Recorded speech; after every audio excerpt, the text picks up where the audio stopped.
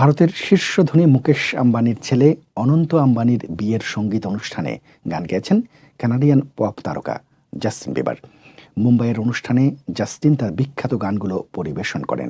এর আগে গুজরাটের জামনগরে প্রথম প্রি ওয়েডিং অনুষ্ঠানে পপ আইকন রিয়ানা পারফর্ম করে সবাইকে চমকে দেন।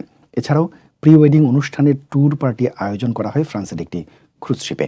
সেখানে ব্যাকস্ট্রিট বয়েজ, খেরি ফেরি ও ইটালিয়ান গায়ক আন্দ্রেয়া বোচেলির মতো খ্যাতিমান তারকারা পারফর্ম করেছেন। তাই অনন্তের বিয়ের অনুষ্ঠানে নতুন করে কোন তারকারা যুক্ত হচ্ছেন তা নিয়ে চলছে জল্পনা কল্পনা।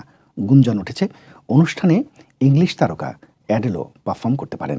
তবে আম্বানি পরিবারের পক্ষ থেকে এ বিষয়ে গোপনীয়তা বজায় রাখা হয়েছে। অনন্তের বিয়েতে আম্বানি পরিবারের খরচের কোনো কমতি রাখছে না। বলা হচ্ছে আম্বানি পরিবারের ছোট ছেলের বিয়ে মুকেশ কন্যা ঈশার বিয়ের চেয়েও বেশি ধুমধাম করে উদযাপন করা হচ্ছে।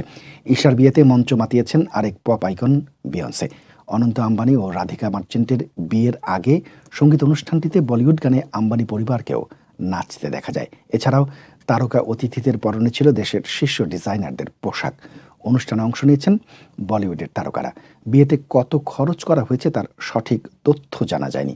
তবে গুঞ্জন রয়েছে যে পারফরমেন্সের জন্য রিয়ানাকে $7 মিলিয়ন আর জাস্টিন বিবারকে $10 মিলিয়ন পারিশ্রমিক দেওয়া হয়েছে।